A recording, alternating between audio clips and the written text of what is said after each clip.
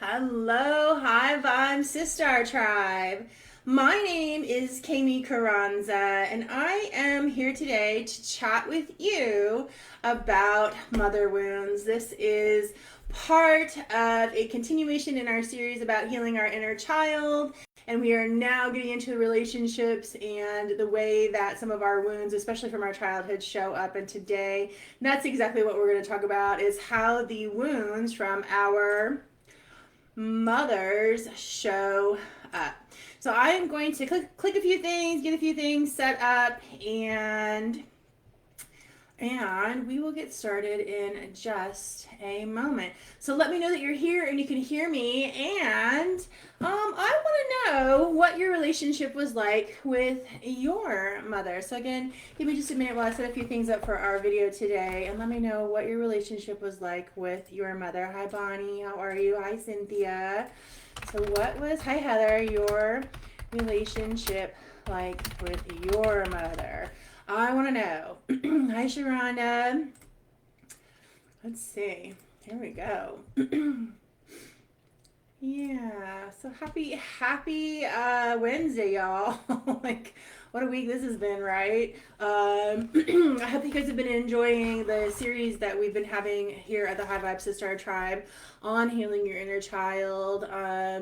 There is a companion journal that goes along with this. I don't know if y'all know about this, and I was so blessed to be able to help with that. And this particular part of that companion journal, while I didn't write any of it, I just edited and read it, was so very near and dear to my heart that when the opportunity came up to talk about mother wounds, I immediately volunteered. So, all right. A little bit about me. My name is Kami Carranza, and I am a channel, psychic, and medium.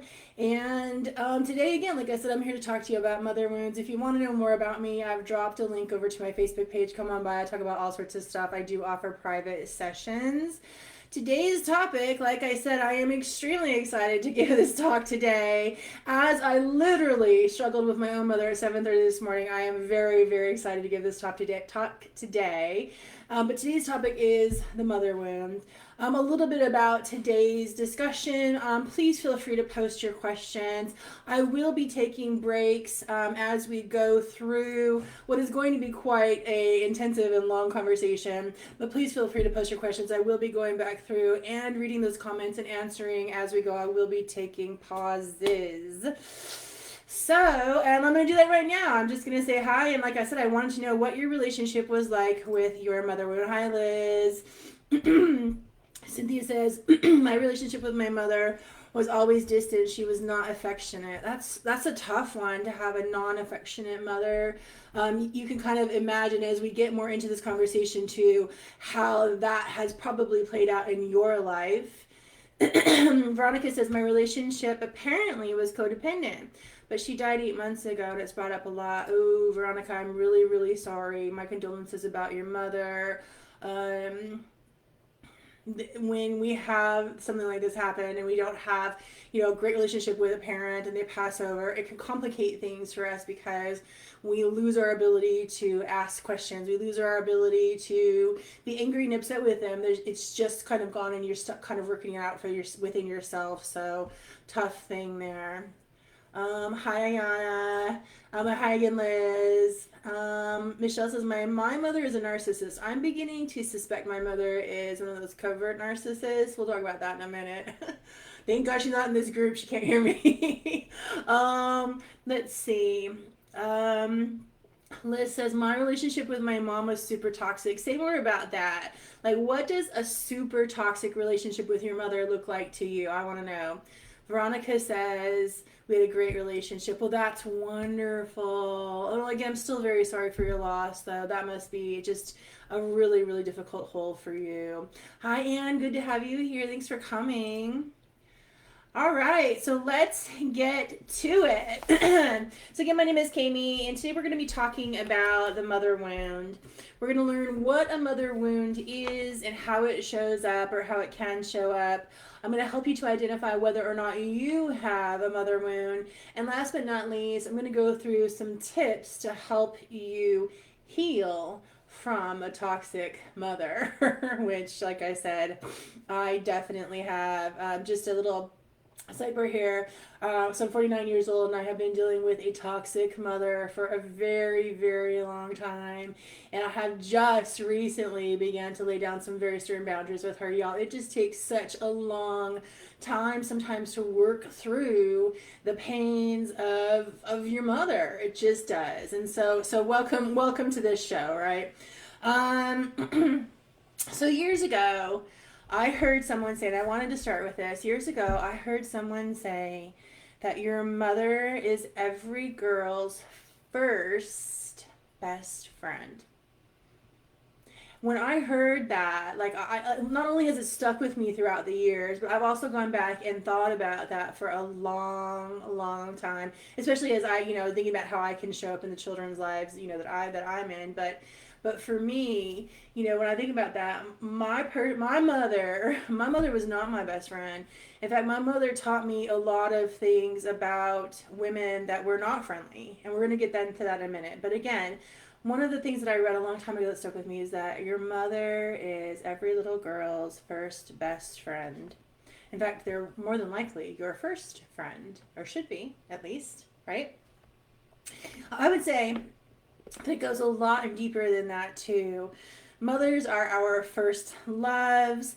They're our first connections to other beings. Give me just a second. I'm going to get a sip of something. I've got a little tickle in my throat.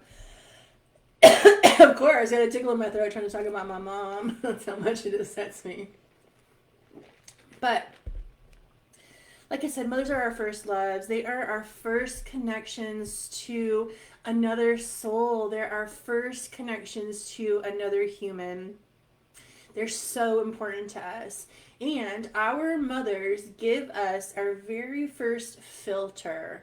In other words, they give us the very first ways that we perceive the world. They do.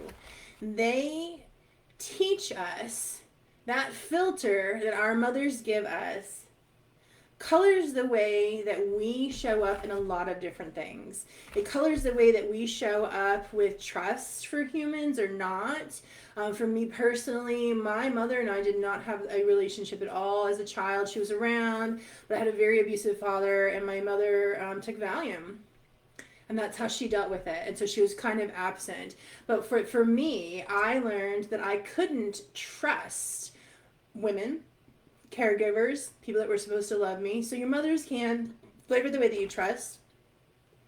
They can color the way that you feel about other women. I don't know about you, but because I have a mother wound, I had a really, really difficult time making bonds with other women. And in fact, it's just been in the last couple of years that I have really fallen in love with the sisterhood, and I'm so very thankful now for all of the women in my life. In fact, I would much rather spend my time with a woman than I would with a man now. But the way that your mother shows up for you can color the way that you feel about other women.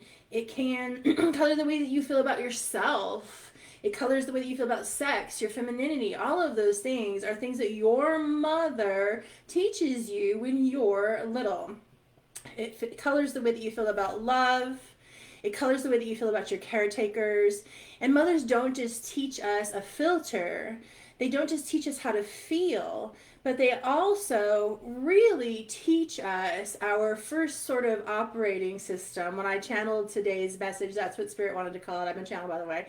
They teach us our first operating system. And for those of you that don't understand what an operating system is, very much computer language. It's literally, how we do things. Our mothers teach us and give us our first operating system. And most of the time, that operating system continues to run in the background for the rest of our lives. And again, this is why our relationship with our mother is so incredibly important.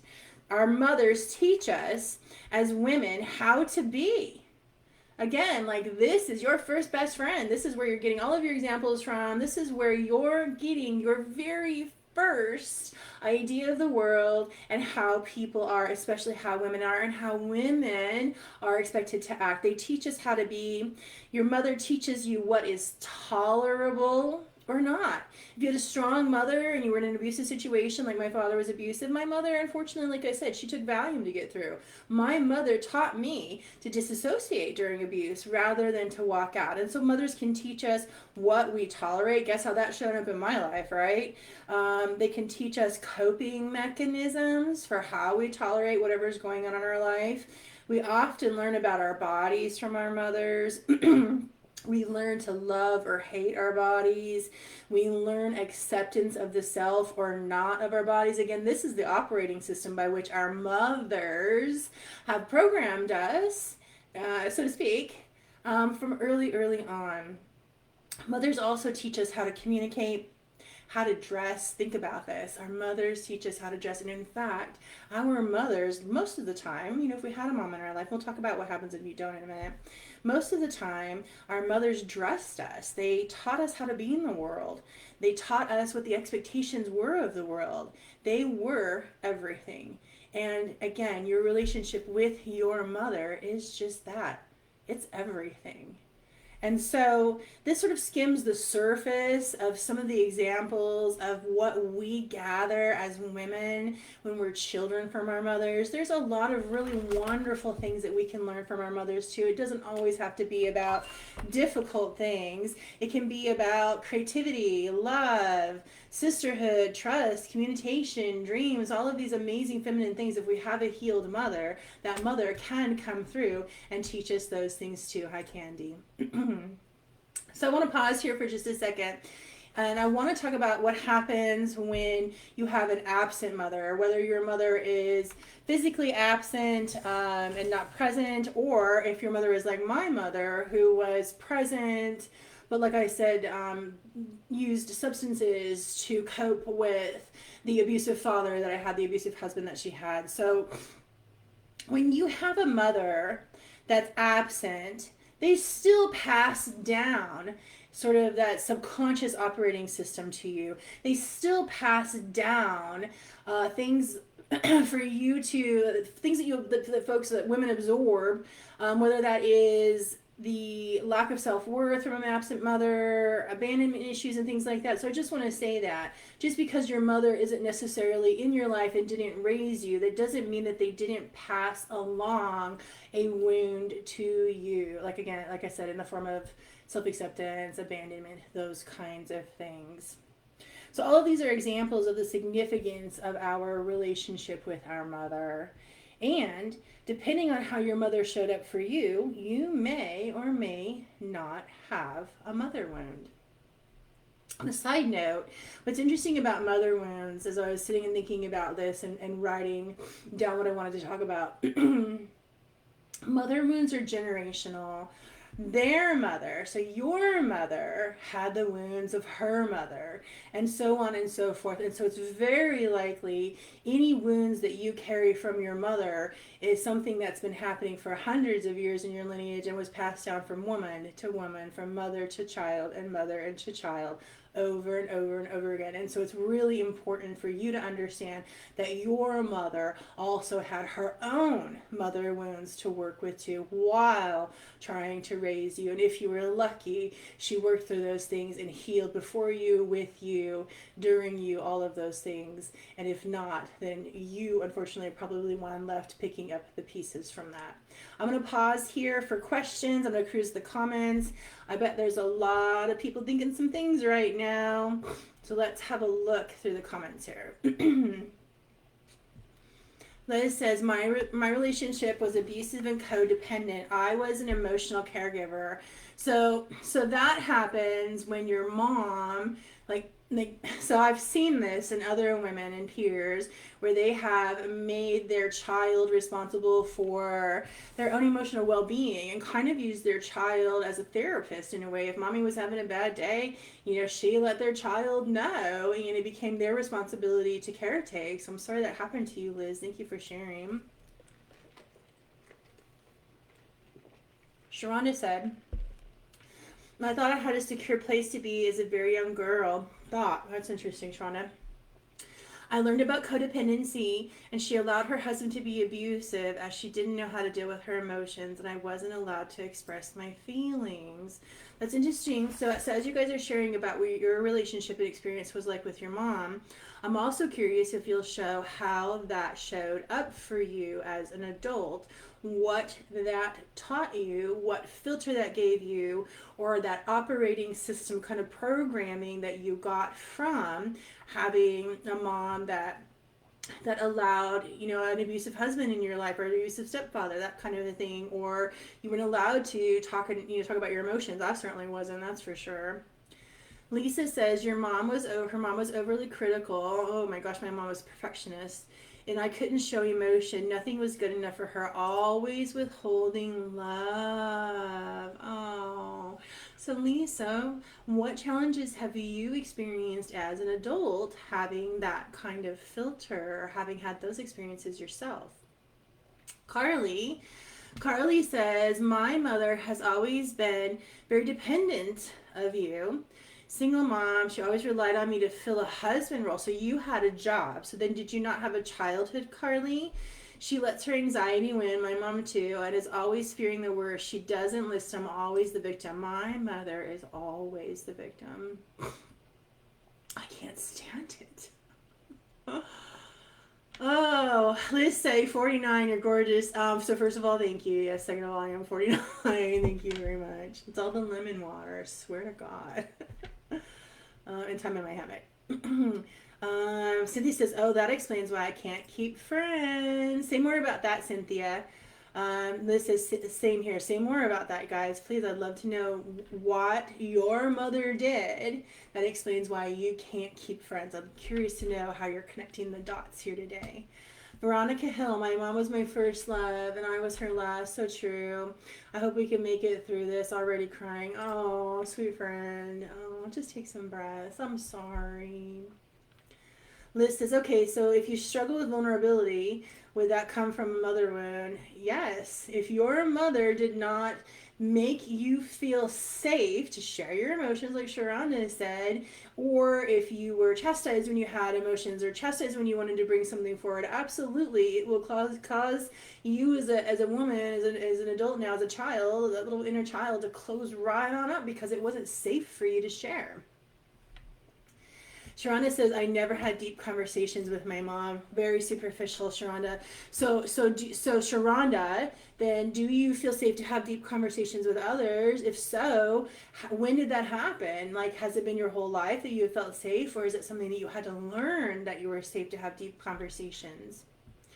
Cynthia says, my mom never stood up for me and always shamed me. Oh, Cynthia, so now I'm wondering for you, Cynthia, how that shows up. So, do you stand up for yourself? Are you a doormat? Are you a people pleaser? And I'm wondering how you feel about yourself. Are you super critical of yourself too? Liz Schneider, for sure, got exercise as a coping mechanism from her. I got disassociating. Honest to goodness, I saw somebody else say that. I think Bonnie had posted and asked something about, you know, or maybe I did, like, what's a coping mechanism that you learned? And someone had said disassociating, and 100% that's me. Like, I'll just go lay in bed for the day if I can't, like, get it together. I definitely did. Hi, Candy. Sherry says, I was raised by my grandparents. Would my grandmother be my influence for those things? Or is it lack of my actual mother? It's both, Sherry. And so that's a wonderful thing to bring up. Thank you. So for those of you who are raised by someone else, one, you inherit their mother wounds. And you also inherit that sort of programming of an absent mother. And back in that subconscious, there's a place, or hopefully you've gone through it and worked through it, that says, you know, why isn't my mother here? Why did my mother abandon me? Why wasn't I good enough for her? What's going on? So those are the things that can be triggered when you're raised by someone other than your mom.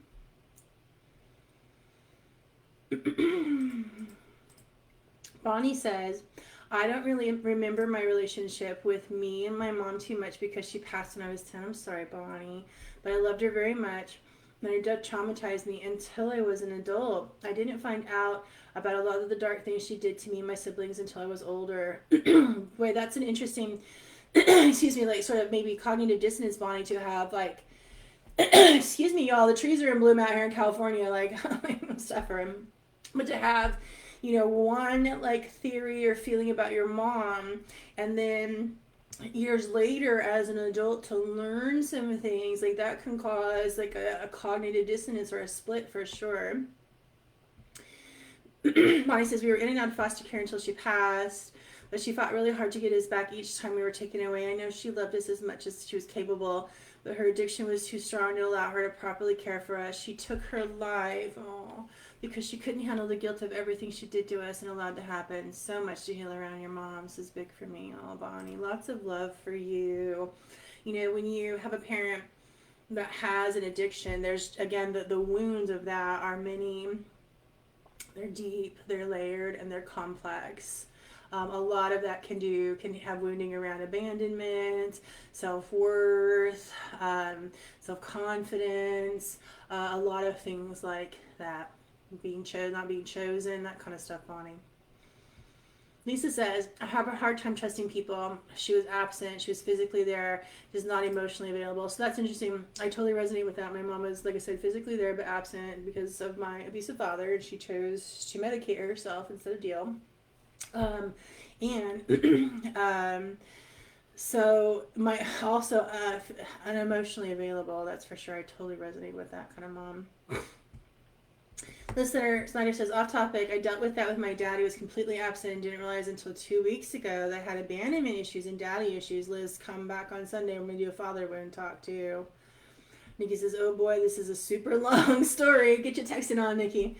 Shana says, oh, and my mom has manic depression. So your mom's bipolar, is that what that means?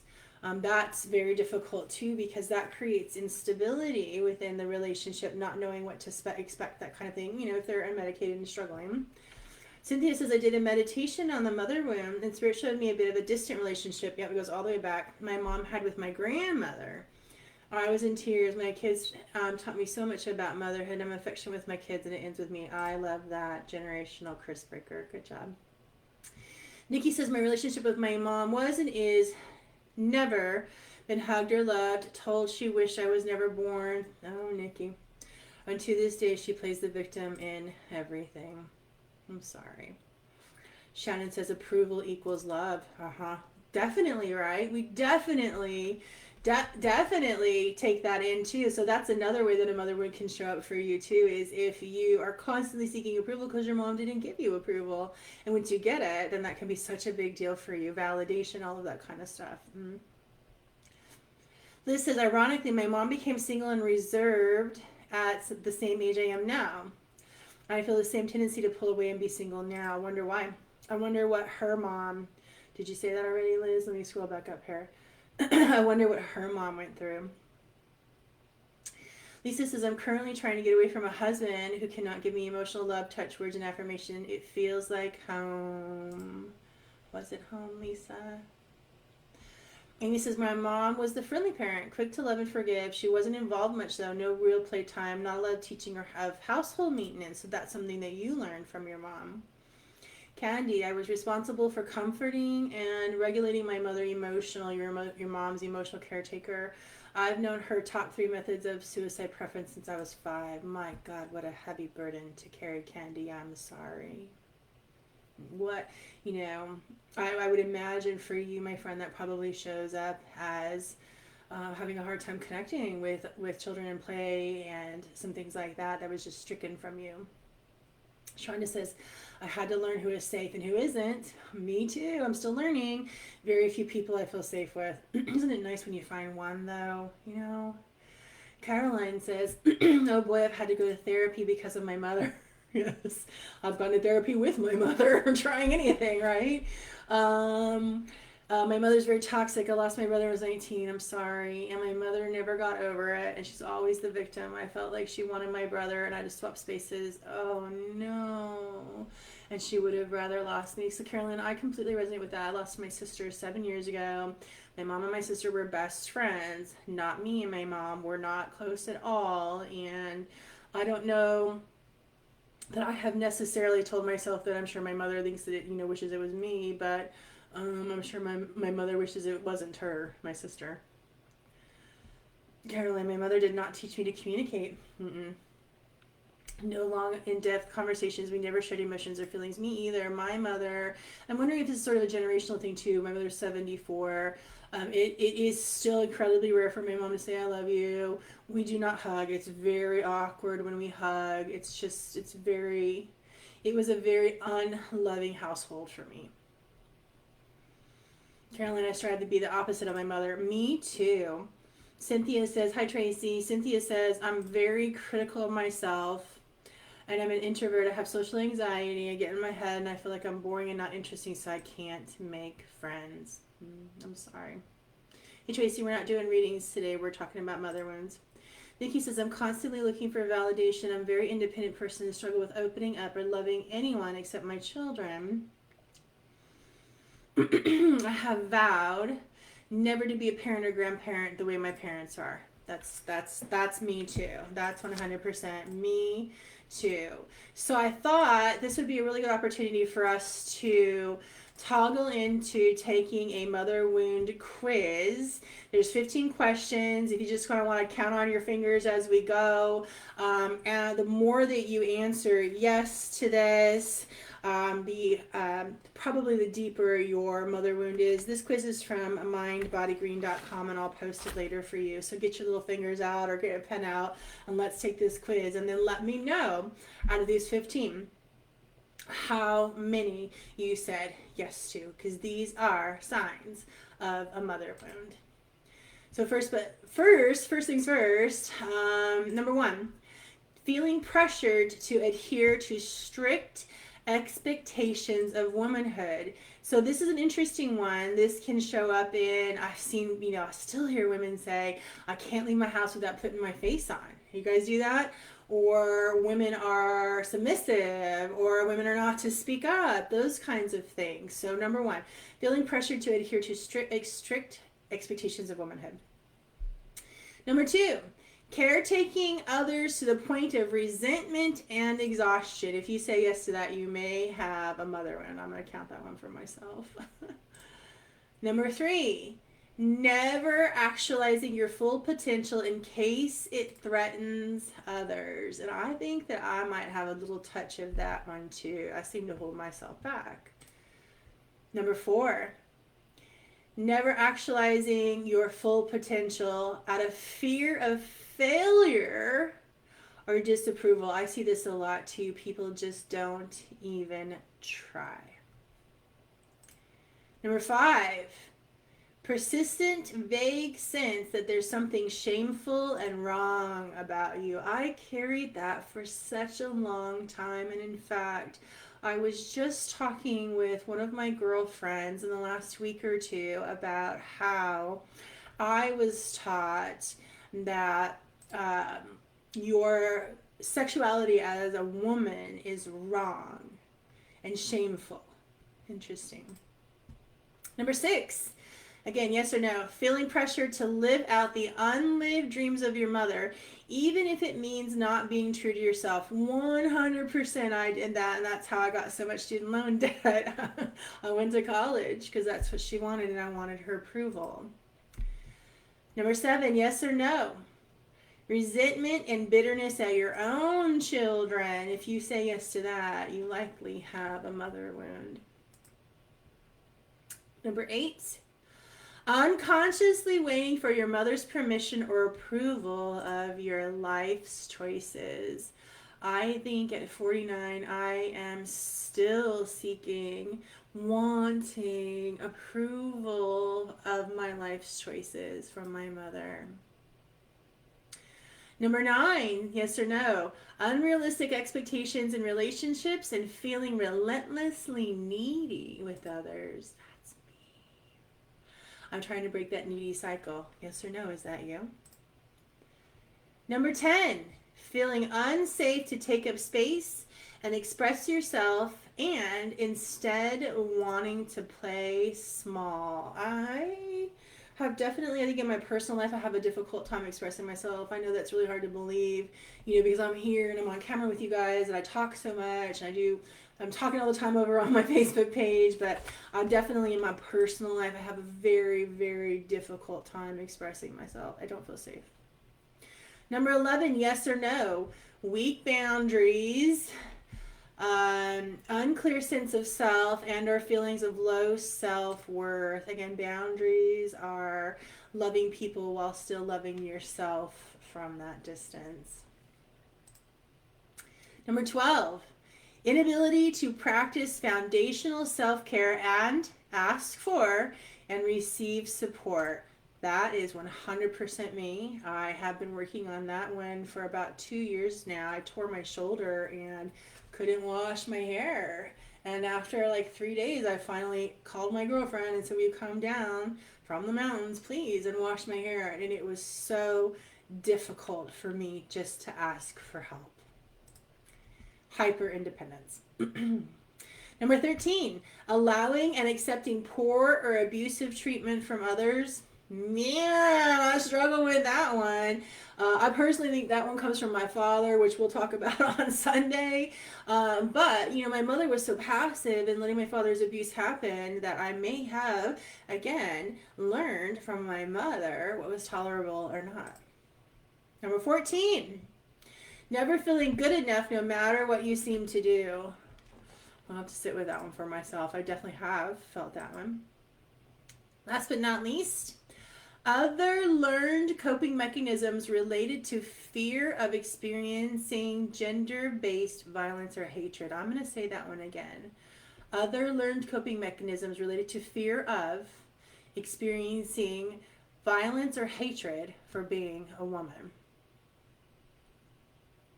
I think I've definitely taken that one on somewhere in my subconscious. All right. So we had 15 questions. How did you score? I think I scored yes on about 11 of them. So I've got pretty bad mother wound going on here. Like I said, Tracy, we're not doing readings right now. Nikki said she had to take off her socks to count. Oh, Lord. Ashley, hi, beautiful. Nice to have you. Cynthia, 12. High on the mother wound scale. Liz, 8. More than half. Carly, 10. Wowee. Nikki scored a 12 on the mother wound quiz. Gosh, you guys, yeah. So many of us, it appears, many of us are carrying a pretty hefty wound from our mothers. So now that we know, Marshall, 14. Oh my gosh, Michelle, that's almost 100, friend. So now that we know what a mother wound is, and it is likely that you've got the tools now to figure out if you indeed have one or not. Let's talk about how you can heal this. I'm going to answer one more. Wendy says, I love this because I got a 9. I've spent so much time in the past 8 years since my daughter was born working on myself. Good job. And my mother wounds. So lovely to see how much I've been healing, but I still have a hard time letting go of anger. We're going to talk about that in just a minute. And the upset my mother caused me, and I cannot have these healing conversations with her. Oh, because she passed away 12 years ago. She was an alcoholic, tolerated so much abuse from my father. Wendy, I'm sorry. I'm sorry. Bonnie said I would have said to most a few years ago, and now I'm an 8. That's terrific. That's a wonderful sign of the healing that you've been doing. So, speaking of healing, let's talk about how do you heal your mother wound. The first step, and I think this is the most important, is exactly what we just did with that quiz. We became aware. And I find it incredibly important to really reflect on how your mother, the filter, if you are still operating from the filter that she gave you, remember, as we talked about earlier, that filter is mostly how you feel about the world. And if you are still operating, even on a very subconscious level, with the operating system that your mother gave you, in other words, what's right or wrong, what to do, how to do, those kinds of things, what's expected of you as a woman, it is incredibly important to become aware of this. I also think that writing out all of the ways that you have a mother wound is very important. I think it's incredibly important to see this in its totality. Also important to note is that this is sort of an ongoing process for those of you and those of us, I should include myself in this, that had a toxic relationship with their mother. This checking in, how is this showing up for me? How does this wound show up? Is an ongoing process. As you continue to grow and become aware in your own consciousness, there is more awareness and light that will be shed on this very topic for you. So again, this is a lifelong process of checking in with yourself, recognizing, is this really my filter? Was this given to me by my mom? Is this my original operating system from my mom? All of those kinds of things. So awareness is the first step. The second step in healing your mother's wound, your mother wound, is grieving. And I have a very good friend that is going through this grieving process at 46 now. She's just beginning to see how impactful her mother and the relationship with her mother was, and she is grieving a deep loss for the life that she wanted to have but did not. And that's important.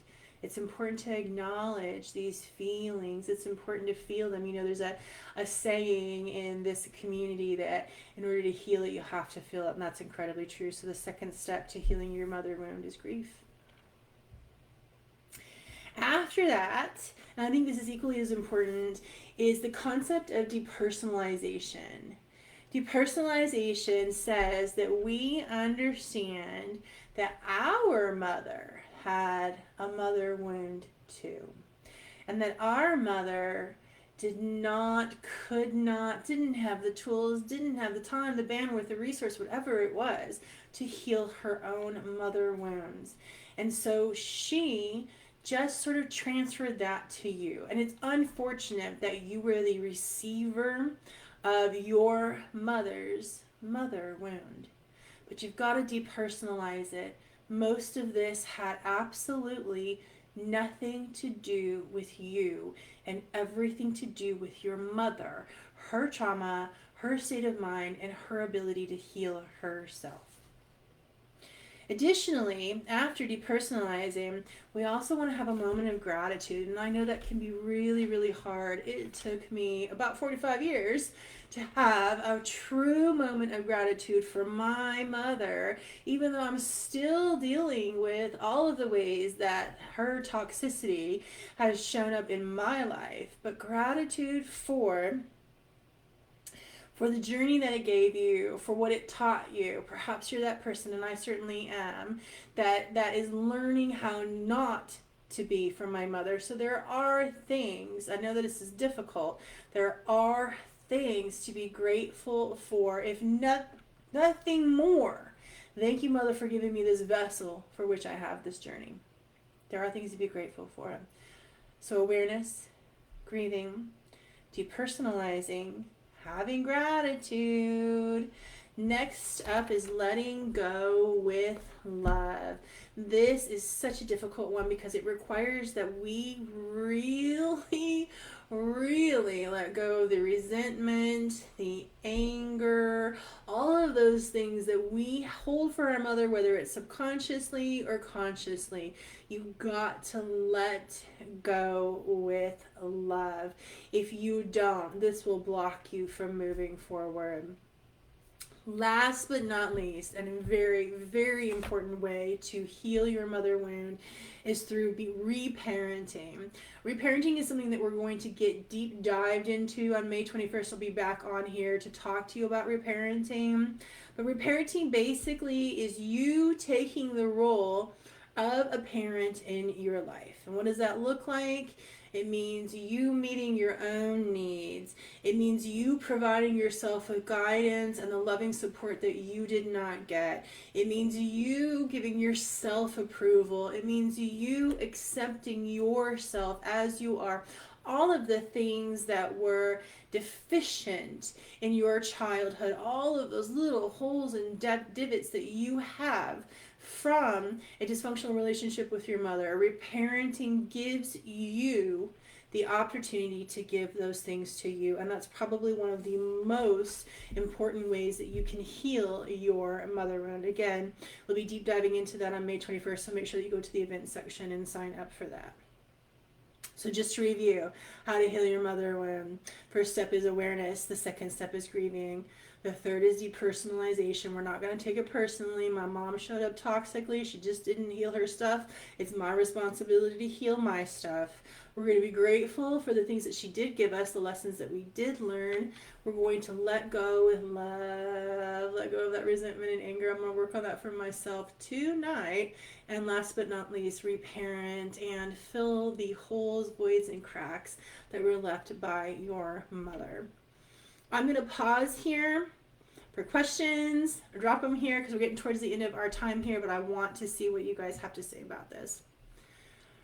Veronica says, oh yes, grieving and feeling the feels is so healing, 100%. You know, y'all, I'm such a firm believer that if we hold things in, we make our bodies sick if we hold in our emotions. So please, please, please let them go. Veronica says she's been grieving since she died and feeling and never felt more connected. That's beautiful. Nikki says, yep, same here. 46 and still trying to heal my inner child and mourning the loss of the family. I wish it had grown. Me too. Me too. Nikki says, how do you do this when the same behavior continues? Nikki, you have to not take it personally.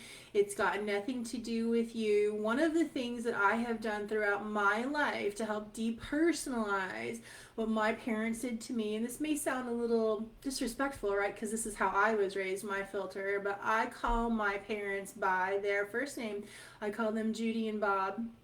I call my mother Judy to her face and Bob to his face because it removes that relationship a little bit. It shifts us even on a subconscious level, Nikki, and they're just people that way. Additionally, you've got to have really strong boundaries. You can't let, observe, don't absorb, say no to the bullshit, don't continue to perpetuate it. Nikki says, I'm stuck in the cycle of letting it go and then taking it back when the same behavior still continues. What's keeping you stuck? Intuitively, I feel it's obligation. I think you should sit with that. Veronica says, wow, I've been doing all of those things. Thank you for validating my healing journey. You're so welcome, Veronica.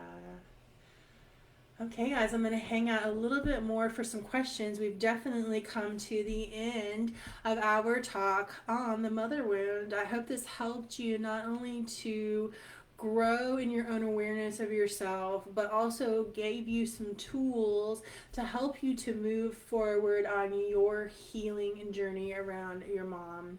Let me know. I'm gonna hang out for a couple more minutes, maybe just one, and see if anybody has any other questions or comments about mother wounds, what they are. Nikki says obligation, but they are my parents. Nikki, they are the people that gave you the vessel by which you have this journey. You do not have to assign them any more importance than that if you don't want to. It removes the obligation if you see them that way. Bonnie says, thank you. This was helpful. You're very welcome. Thank you for coming today, Bonnie, and for giving us a space to be able to do sacred healing like this. I really appreciate you.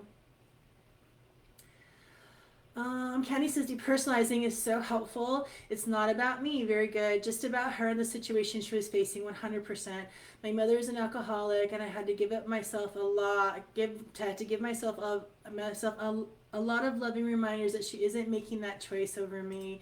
Oh, that's such a tough time. You're welcome, Ayana. That's such a difficult one, Candy, for you, for anyone, not just for you, but for a person to accept that that she didn't make the choice for alcohol over you. I mean, knowing that, alcoholism and addiction is a disease of the brainstem, like it is a genetic disease, and so your mother inherited that from somewhere else too. That was her wound from her parents, likely. Okay, you guys, again, thank you so much for coming. It was so nice to be a part of all of this. Thank you, Wendy. I love you, Nikki. Thank you guys again so very much. Let's see. Make sure you go to the event sections and post yourself as going to the Father Wound conversation that we are going to be having this Sunday, the 30th. I'll be here back for that one. I think it's at 5 p.m. And then we are doing reparenting, how to reparent yourself and heal this inner child stuff. May 21st. Make sure that you also go to the event section and mark yourself has coming. Candy, thank you so much for your support. So much love for each and every single one of you. And I will see you all very soon.